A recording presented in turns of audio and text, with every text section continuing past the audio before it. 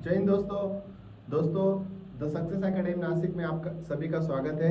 दोस्तों आज हम देखेंगे RIMC की एग्ज़ाम। जो RIMC की जो एग्ज़ाम है जो 7th स्टैंडर्ड के बाद बच्चे दे सकते हैं, उस एग्ज़ाम के बारे में A to Z डिटेल्स आज हम देखेंगे। चलो देखते हैं। दोस्तों RIMC की जो एग्ज़ाम होती है वो ऑल इंडिया लेवल पे होती है। RIMC एग्ज़ाम में वो क्या है, राष्ट्रीय इंडियन मिलिट्री कॉलेज, वो जो है ना an institute those willing to join military services, ये कहाँ पे स्थित है? ये स्थित है देहरादून उत्तराखंड में ये स्थित है। और यहाँ से दोस्तों सबसे बड़ी बात यही है कि यहाँ से सबसे ज़्यादा कल सिलेक्शन है, सबसे ज़्यादा सिलेक्शन है। किस कौन से एग्जाम में? एनडीए की एग्जाम में सबसे ज़्यादा सिलेक्शन है। एनडीए की जो नेशनल डिफेंस एकेडमी की जो एग्ज़ाम होती है, एनडीए की यूपीएससी कंडक्ट करवाता है, उस एग्ज़ाम में सबसे ज़्यादा सिलेक्शन हमको यहाँ से मिलेगा। RIMC में जो बच्चों को जिन बच्चों को जाना है RIMC, वो बच्चे ध्यान दे के देखें। एग्ज़ाम पूरे साल में 2 बार होती है, साल में 2 बार होती है। और क्लास 8 से लेके क्लास 12 तक आप एग्ज़ाम दे सकते हो affiliated with the CBSE board. और इनटेक कितना रहता है? इनटेक रहता है 50 स्टूडेंट्स का। 50 स्टूडेंट्स आप यहाँ पे जा सकते हैं, 50 स्टूडेंट्स यहाँ पे जा सकते हैं। देखिए चलो बच्चों आगे का इंफॉर्मेशन देखते। सबसे बढ़िया बात जो कि इसमें अपडेट आया है कि माननीय सुप्रीम कोर्ट के ऑर्डर के बाद RIMC में अब लड़कियां जो गर्ल्स कैंडिडेट है वो भी प्रवेश कर सकती है। Girls candidate can apply for RIMC exam. RIMC exam के लिए गर्ल्स कैंडिडेट भी जा सकती है। ये सबसे बड़ी चीज सुप्रीम कोर्ट ने हमें दी है और गिफ्ट माना जाएगा गर्ल्स के लिए। देखते हैं कि एग्जाम के पैटर्न में क्या क्या होता है। चलो भैया, एग्जाम में ये पूरा का पूरा एग्जाम रिटन एग्जाम में जो है ना सब्जेक्ट दिया जाता है इंग्लिश का, सेकंड सब्जेक्ट है जनरल नॉलेज का एंड थर्ड सब्जेक्ट है मैथ का। वो यहाँ पे जो पार्ट्स दिया गया है, जो पेपर्स दिया गया है, उसमें से इंग्लिश अनिवार्य है, जनरल स्टडीज भी बहुत ही अनिवार्य है और मैथ भी आना चाहिए।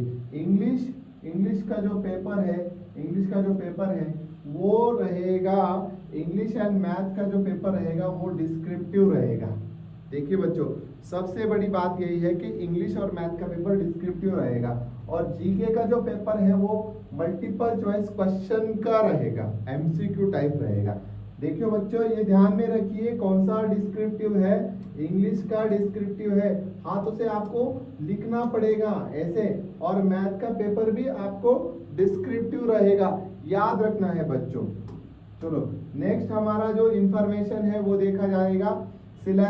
सिलेबस में क्या है कि कॉम्प्रहेंशन है आपको पहले अप्रोच में, सेकंड अप्रोच में आपको प्रिसाइज राइटिंग, इसमें ऐसे का टॉपिक आएगा, लेटर आएगा और स्टोरी कंपाइलेशन का सबसे इंपॉर्टेंट टॉपिक आएगा। दोस्तों यहाँ पे ग्रामर का टॉपिक है, कॉमन एरर्स का टॉपिक है, सिनोनिम्स एंड एंटोनिम्स का टॉपिक है, टाइप्स ऑफ सेंटेंस है और एक्टिव और पैसिव वॉइसेस भी दिया जाएगा। डायरेक्ट इनडायरेक्ट का कुछ क्वेश्चन नहीं दिया जाएगा। एक्टिव और पैसिव वॉइस के बारे में आपसे पूछा जाएगा। दोस्तों देखिए मैथ का जो सेक्शन है, मैंने कहा था कि ये डिस्क्रिप्टिव टाइप सेक्शन है, यानी कि वो लिखना है, वो क्या करना है, लिखना है।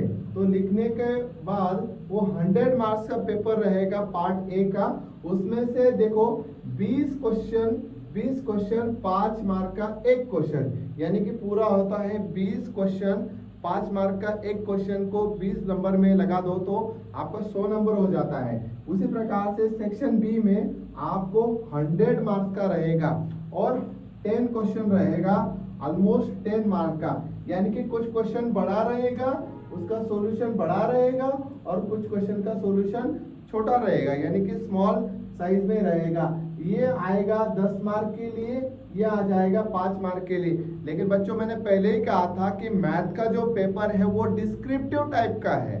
डिस्क्रिप्टिव का मतलब क्या है कि वो आपको हाथों से लिखना है। वो कैसे लिखना है? आपको हाथों से लिखना है। और मैथ के अब हम टॉपिक देख लेते हैं भैया।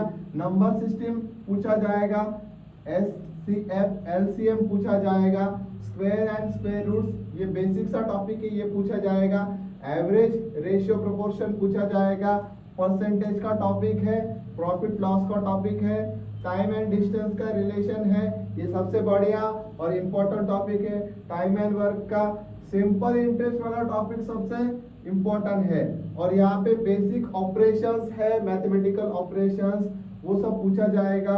लीनियर इक्वेशंस का टॉपिक बहुत ही इम्पोर्टेंट है, बेसिक ऑफ सेट थ्योरी ये भी पूछा जाएगा। मान लो कि ये जो पूरे टॉपिक आपको दिए गए ना कि ये बेसिक ऑफ एनडीए एग्जाम है, ये बेसिक ऑफ एनडीए एग्जाम है। जो नेशनल डिफेंस एकेडमी का एग्जाम होता है ना, उसका जो बेसिक है वो बेसिक आरआईएमसी के एग्जाम में पूछा जाएगा। दोस्तों चलो देखते हैं आगे का पोर्शन। आगे के पोर्शन में आपको मिलेगा फिजिक्स मिलेगा, यहाँ पे फिजिक्स मिलेगा, केमिस्ट्री, बायोलॉजी, हिस्ट्री। हिस्ट्री में मोस्ट ऑफ द क्वेश्चंस आएंगे मॉडर्न हिस्ट्री से। ज्योग्राफी का भी क्वेश्चन आपको यहाँ पे आएगा, और जनरल साइंस यानी कि डे टू डे लाइफ में आप जो भी साइंस का एप्लीकेशन है, एप्लीकेशन बेस्ड आपको क्वेश्चन आ सकता है जनरल साइंस में। उसके बाद IQ test and sport related जो कंसेप्ट है, स्पोर्ट रिलेटेड जो करंट अफेयर्स की इवेंट्स है, उसके ऊपर आपको सबसे बढ़िया ये क्वेश्चन पूछा जाएगा। देखिए दोस्तों, to qualify a candidate must obtain 50% marks in each subject. आपको इंग्लिश का जो पेपर है, इंग्लिश का पेपर, मैथ का पेपर, दोनों के दोनों पेपर डिस्क्रिप्टिव टाइप के हैं, उनमें लगभग 50% चाहिए। और जीके का जनरल एबिलिटी टेस्ट यानी कि गैट का जो पोर्शन रहेगा उसमें भी लगभग 50% क्वेश्चन आपके करेक्ट आने चाहिए, तभी बच्चा क्वालिफाई कर जाता है आरआईएमसी की एग्जाम को। दोस्तों चलो देखते हैं कि एग्जाम का पैटर्न कैसे होता है। पहले स्टेज में आपको रिटन एग्जामिनेशन होगा, उसके बाद पर्सनल इंटरव्यू होगा, और उसके बाद मेडिकल टेस्ट होगा। आप इस एग्जाम को कह सकते हैं कि ये जो एग्जाम है वो एनडीए की जो एग्जाम है ना उसका चाइल्ड है, ऐसे कह सकते हो। एनडीए का एग्जाम का जो बेसिक है ना वो आरआईएमसी की एग्जाम में आपको दिखेगा। देखिए बस तो दोस्तों की क्राइटेरिया में क्या दिया गया है कि क्राइटेरिया जो है ना, क्राइटेरिया में आपको आपका बच्चा जो है ना 11.5 इयर्स का होना चाहिए टू 13 इयर्स का। ये सबसे बड़ी बात है।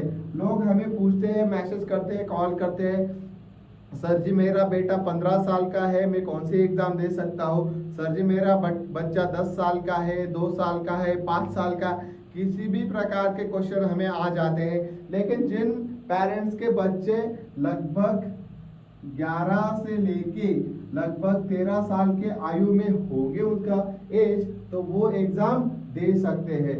मस्ट पास क्लास 7 हो जाना चाहिए, और यहाँ पे उनका रिकॉग्निशन जो है ना स्कूल एट द टाइमिंग 7वीं कंप्लीट हो जाना चाहिए, 7 का कंप्लीट हो जाना चाहिए। ऐसे आरआईएमसी के एग्जाम आप दे सकते हैं।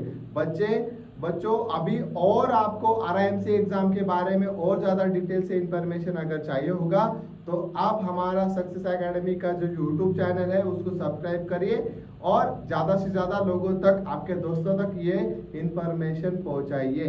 थैंक यू, जय हिंद, ऑल द बेस्ट।